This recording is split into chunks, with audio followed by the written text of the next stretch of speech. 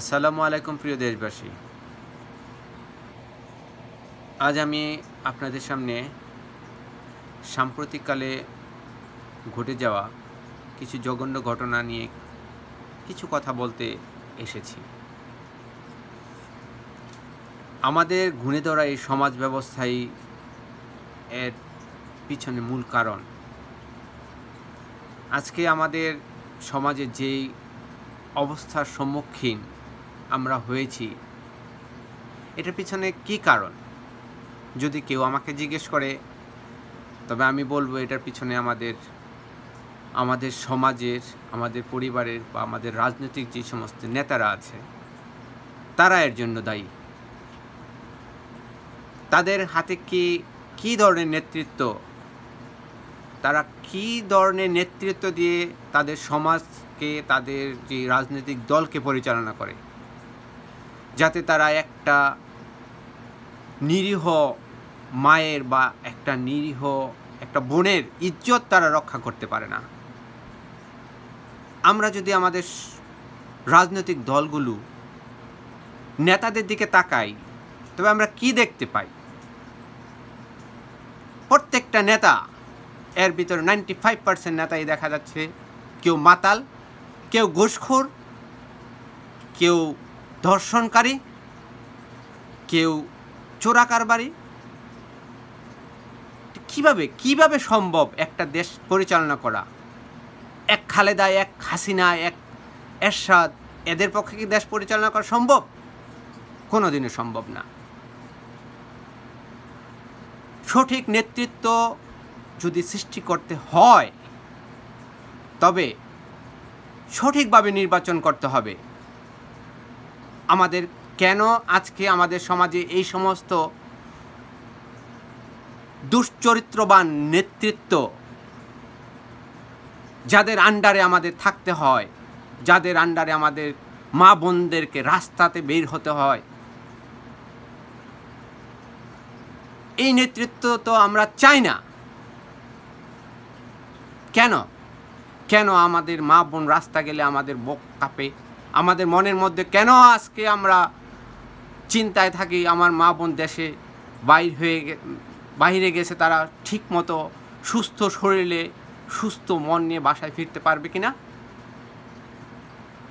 একটা নেতা, একটা ভালো নেতা যদি থাকে একটা সমাজে, একটা এলাকায়, তবে তো সেই সমাজে এই ধরনের অপব্যবস্থা হওয়ার কথা না। আমার হিসাবে যে সমাজে, যে এলাকায় এই ধরনের ঘটনা ঘটে, সেই এলাকার যেই উচ্চপদস্থ বা সামাজিক অথবা মহল্লার যে নেতা আছে, তাদের বিচার করা আগে দরকার। তারা কি এগুলো দেখে না? তারা কি করে? প্রত্যেকটা নেতা কেন তারা ঘুষ খায়? কেন তারা মা বোনদের ইজ্জতের কোনো ধরনের কি ভাষা নাই আমার বলার?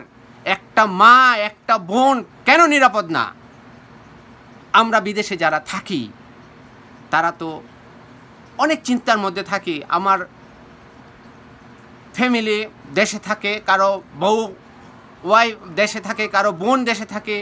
আজকে আমরা এই বাইরে থেকে এত পরিশ্রম করে 14 ঘন্টা 15 ঘন্টা কাজ করে আমরা দেশে টাকা পাঠাই, তাদের নিরাপত্তা নাই।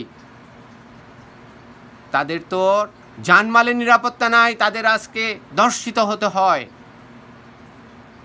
পরিবর্তন আনুন, নেতৃত্বের পরিবর্তন আনুন, তবেই সম্ভব।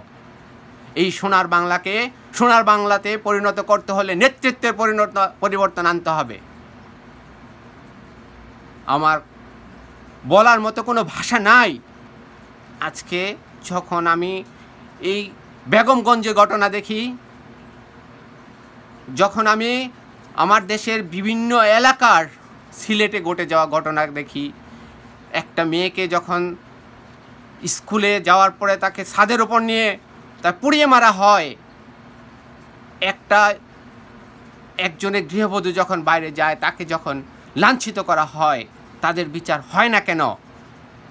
একটা বিচার কি হতে পারে না প্রকাশ্যে, যাতে মানুষ বুঝতে পারে, যাতে মানুষের মধ্যে এই ধরনের একটা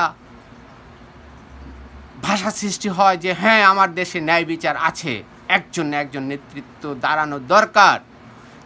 প্লিজ মানুষের কাছে, সমাজের কাছে, সবার কাছে আমার অনুরোধ, আসুন আমরা সঠিক নেতৃত্ব সন্ধান করি, সঠিক নেতৃত্বে এগিয়ে যাই। আমার কথায় যদি কারো মন খারাপ হয় তার জন্য আমি সবার কাছে ক্ষমা চাচ্ছি।